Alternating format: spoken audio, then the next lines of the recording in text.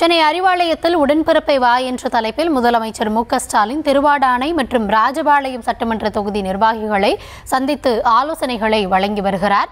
அது தொடர்பான அந்த காட்சிகள் கூடுதல் விவரங்களோடு எம்முடைய செய்தியாளர் பாரி கார்த்திக் இணைந்திருக்கிறார். பாரி, இன்றைய தினம் மேற்கொள்ளப்படும் அந்த 1-to-1 ஆலோசனை தொடர்பான முழுமையான விவரங்களை வழங்கலாம்.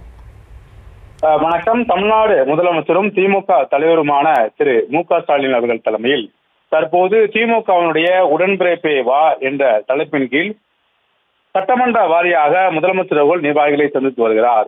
2021 சட்டமன்ற தேர்தலின் போது தோல்வியடைந்த தொகுதிகள் 2024 நாடாளுமன்ற தேர்தலின் போது குறைந்த வாக்கு பெற்ற தொகுதிகள் என முதற்கட்டமாக 100 தொகுதிகளை முதற்கட்டமாக கணக்கிட்டு அதில் வெற்றி வாய்ப்பை உறுதி செய்யும் பொருட்டு ஏற்கனவே திமுக 200 தொகுதி இலக்கு என்ற அடிப்படையில் தங்களுடைய பணிகளை மேற்கொண்டு வருகிறார்கள். அடிப்படையிலே முதற்கட்டமாக அங்கு இருக்கக்கூடிய கட்சி பிரச்சனைகள் அங்கு அனைவரையும் ஒருங்கிணைத்து வேலை பார்க்க வேண்டும், கூட்டணி கட்சிகளோடு இணக்கமாக இருக்க வேண்டும், மேலும் சரியாக பணி செய்யாத நிர்வாகிகள் மீது கடும் நடவடிக்கை எடுக்கப்பட்டு ஒட்டுமொத்த சட்டமன்ற திமுகவுடைய நிர்வாகமே மாற்றப்படும் என்றெல்லாம் நேற்றைய தினம் கூட முதலமைச்சர் உள்ள எச்சரிக்கை விடுத்தார்.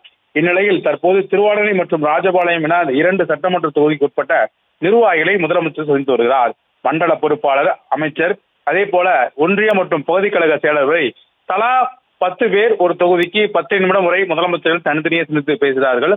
அப்போது அவர்களுக்கு பல்வேறு அறிவுறுத்தல்களும் வழங்கப்பட இருக்கிறது.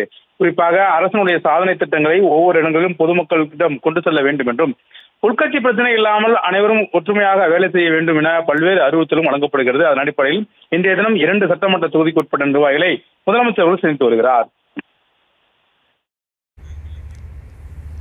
விவரங்களுக்கு நன்றி பாரி.